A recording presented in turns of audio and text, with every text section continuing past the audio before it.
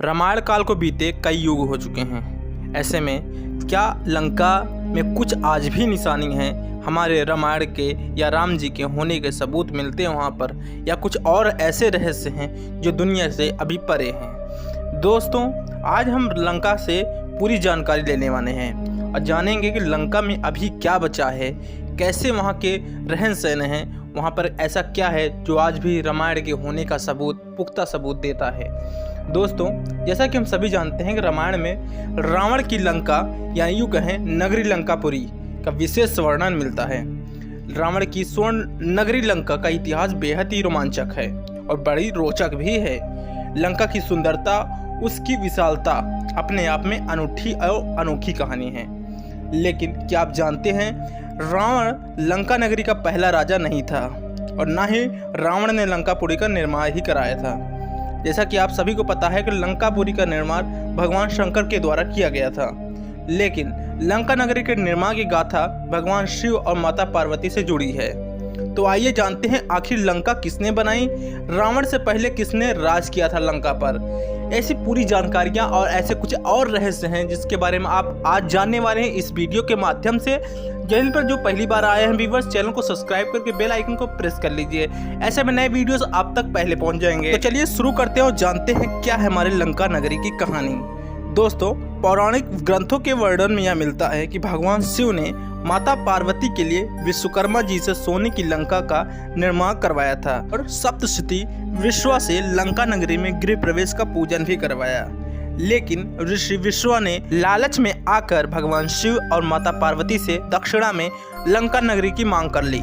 ऐसे में माता पार्वती ने क्रोध में आकर उन्हें श्राप दे दिया। उन्होंने ऋषि विश्वा को श्राप दिया कि जिस लंका की लोभ में हमसे आपने लंका छीनी है, उसी तरह आप इस लंका का कभी भी सुख भोग नहीं कर पाएंगे।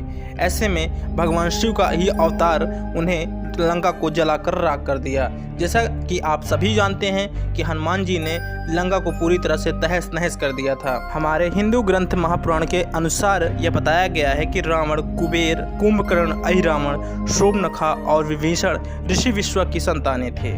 शिव जी से दक्षिणा में लंकापुरी लेने वाले ऋषि विश्वा ने अपनी पहली पत्नी देवांगना से हुए अपने पुत्र कुबेर को लंका नगरी का राजा बनाया था। लंका नगरी पर पहले राजा कुबेर का शासन था, लेकिन ऋषि विश्वा की दूसरी पत्नी कैकसी ने पुत्रों ने कुबेर को राजा मानने से इनकार कर दिया और आपस में लंका नगरी के लिए लड़ने लगे। लेकिन रावण ने अपने ज्ञान और पराक्रम से लंकापुरी को हासिल कर लिया और इस प्रकार से कुबेर से लंका हथियाने के बाद रावण लंका का राजा बन गया और उस पर अधिक दिनों तक राज करना शुरू कर दिया था। ऐसे में सभी ने को ये कम जानकारी होगी कि लंका पर कुबेर ने भी राज किया था, रावण ने भी राज किया था और बाद में विभीषण जी ने भी राज किया था। ऐसे में लंका पर 3 राजाओं का राज हुआ करता था। लेकिन अब जान लेते हैं कि आज के कलयुग में लंका पर क्या क्या ऐसा कुछ है जो हमारे रामायण का होने का सबूत देता है। कहते हैं जब रावण ने सीता माता का अपहरण कर श्रीलंका पहुंचा तो सबसे पहले वह एक गुफा जैसे महल पर उनका निवास दिया, लेकिन जब माता ने यहाँ पर रहने से इनकार कर दिया, उसके बाद उन्होंने अशोक वाटिका में माता को स्थान दिया। सीता माता जिस वृक्ष के नीचे बैठती थी वो जगह सीता अहल्या के नाम से प्रसिद्ध है। 2007 में श्रीलंका सरकार एक रिसर्च कमेटी ने पुष्टि की कि सीता अहल्या की अशोक वाटिका है। बाद में हनुमान जी के लंका के जलाने से भयभीत रावण ने सीता जी को अशोक वाटिका से हटाकर कोंडा कट्टू गला में रखा था। ऐसे में पुरातत्व विभाग को यहाँ ऐसी कई गुफाएं मिली हैं जो रावण के महल तक जाती है। माना जाता है कि यहाँ पर हनुमान जी के पैर भी मिले हैं। कहते हैं कि रामायण में वर्णन है जब हनुमान जी ने सीता को खोजने के लिए समुद्र पार किया था तब उन्होंने विशाल रूप धारण किया था। ऐसे में चलते जब वो श्रीलंका पहुँचे तो उनके पैर के निशान वहाँ बन गए जो आज भी श्रीलंका में मौजूद हैं। कहते हैं कि हिमालय में आज भी है वो जड़ी बूटी।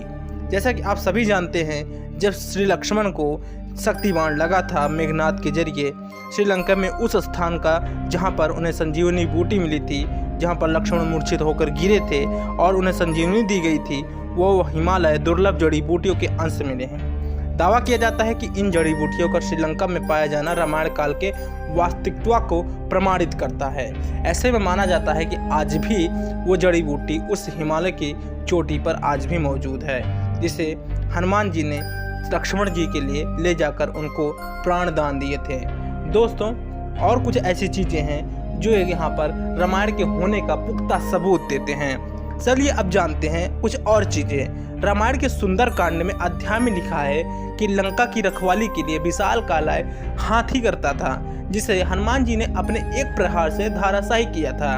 पुरातत्व विभाग को श्रीलंका में ऐसे कई हाथियों के अवशेष मिले हैं जिनका आकार वर्तमान हाथियों से बहुत ज़्यादा बड़ा है। इस वजह से आज भी श्रीलंका में हाथियों की जनसंख्या बहुत ज़्यादा है।